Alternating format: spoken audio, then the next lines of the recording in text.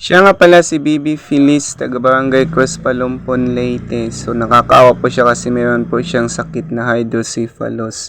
So kumakatok po sa inyong mga puso ang kanyang magulang na manghingi ng tulong para po maoperahan na po si Bibi Feliz. Kahit konti lang po, kahit barya-barya lang po yan. Basta pag nakaipon na po, malaking tulong na po yan para sa pampaopera ni Bibi Feliz. At sa pamagitan po ng pag-share ninyo sa video ito, malaking tulong na rin po ito para po maraming makapanood sa video na ito. So nakakaawa naman po yung bata sa edad na yan na wala pa siyang 1 taon meron na po siyang sakit na hydrocephalus. So sana po marami po magbigay ng tulong sa kanya para po maoperahan po kaagad si Bibi Feliz.